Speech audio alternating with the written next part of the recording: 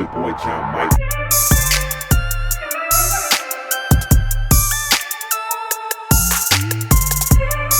What up with you guys? You know who it is. It's your boy John Mike back again. And today we're going to be talking about these two. The old versus the new. The old kid on the block versus the new kid on the block. The MPK Mini MK2 versus the MPK Mini MK3.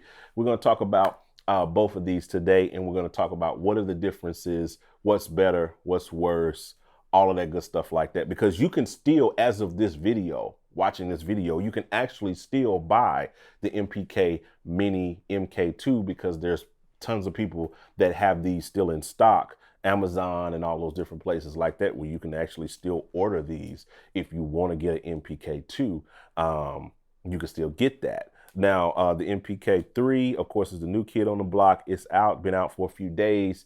So let's see what's different. So first of all, size-wise, the MPK3 is a hair. It's probably hard to see on camera. Just a hair thicker, like literally maybe like a centimeter thicker. Weight-wise, they're pretty much the same weight and they're pretty much the same girth. As you can see, the MK3, like with these sitting on top of each other, the MK3 kind of sticks out just a little bit more.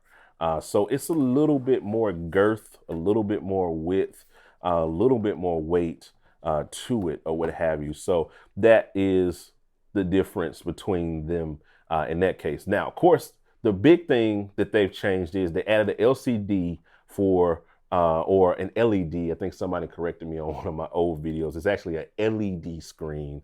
Sorry, I'm from the old school where we just had LCD screens. So this is an LED screen, which is different from an LCD screen.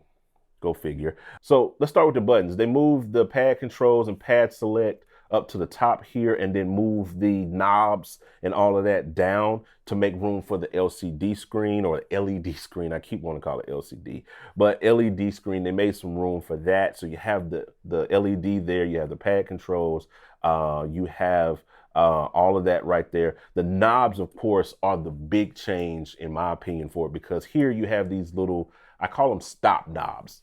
That's not what they are. I'm pretty sure it's called something else. They're just knobs. But here you have the endless encoders. That's what they call these. These are endless encoders. And then they just turn and turn and turn. You can just sit there all day and turn. But this one turns and stops. So I just call it stop knob. That's what it's going to be. Stop knob. So it stops after a point. So that gives you the feedback. But here, that's where the LED comes in, because you get feedback on the screen as to where you are. Like if you're turning 100 to 127, if that's important to you, then, you know, you kind of got to consider that. So you get better feeling, these are premium. These are like a metal, almost like a metal kind of type feel, whereas this is just plastic. You know what I'm saying?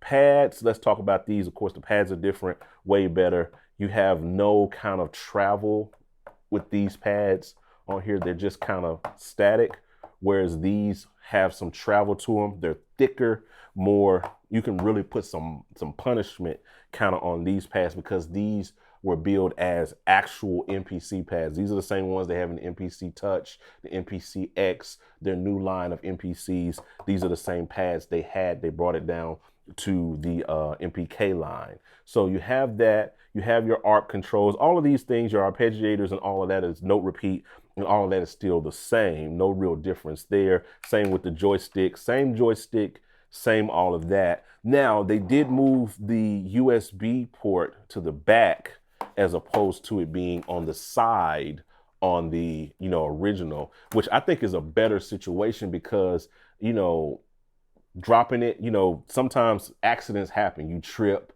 over a cord. I do it all the time here. I'm a klutz. You trip over stuff, and, you know, if it falls down on its side, then, you know, you'll break the thing. I've had people comment on the last video saying that they broke their USB port, you know, because of that. So bravo to Akai for kind of recognizing that design flaw and kind of correcting it with the MK3. So they threw that on there. Same sustain pedal, all of those things pretty much. And that's pretty much the outside difference. Now, let's get down to the other nitty gritty that's probably gnawing at your mind at this point. What about the keys, John Mike? How does it feel? So of course, these keys had less travel to them and, you know, more flimsy. I've seen a lot of reports, read a lot of situations where people got this and after so many months they broke because they weren't as, you know, durable, the durability of it. But this Keybed is a little bit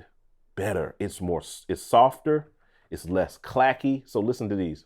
We'll try to see if we can catch this on mic. Just playing that. You hear that. Then when I come over here, hear the difference. More clacky. You know, and you can hear the depth of how the keys, if you can hear that, you know, it's probably cheesy, but it sounds a little bit, it's a little bit more travel and a little bit more depth to the keys. This Keybed feels like I can really kind of dig into it. Now, I'm not gonna be playing with two hands, but it really feels like I can put some punishment on these keys versus these, that the spring action is different. That's the best way I can explain it, probably the best way to do it. The spring action is different. It feels a little bit more premium. And I think that's more than just the out the box. You know, sometimes when you get it out the box, you know, the initial thing, but I think this will break in well. I don't think it's going to be, we'll do a review 6 months from now and I'll let you know, but I think they're going to hold up pretty well.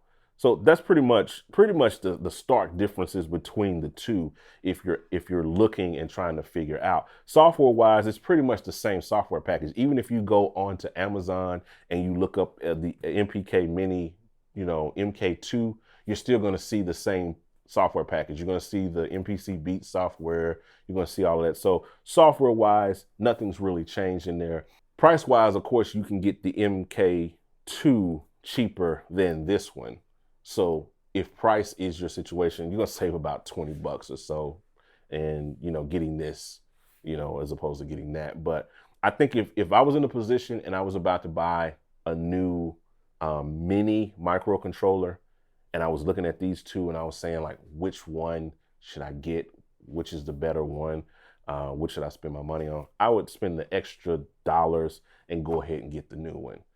One, because you're gonna get better customer support, you know, if you're calling them or emailing them about a new product as opposed to a product from 2 or 3 years ago. So you're gonna get better customer support, more longevity, better build, LED screen, and better pads, better feel, just better. I think in my last video, I said they made the best better, and this has been their best selling MIDI controller. And then they took that, what they learned, the KVATs, the problems, and I think they fixed them in here. I really do. The Keybed, knobs, more feedback. They listened to their users and gave them exactly what they were looking for. And so I think it's a good buy if you want to grab it versus that. That's pretty much my comparison. So you know how we do on the videos. The like button, hit that share button. Drop a comment below. There's affiliate links down in the description if you want to check those out. If you're deciding to buy, it helps out the channel. It really does help out the channel when you decide to, you know, use our affiliate links to purchase. It helps me take the money that I make from affiliate links and things like that and buy other keyboards that I can do reviews on, so I can keep doing this for you guys and keep giving you guys the good information. So I appreciate you guys hanging out. We'll talk to you in the next video. I'm out. Holla at your boy.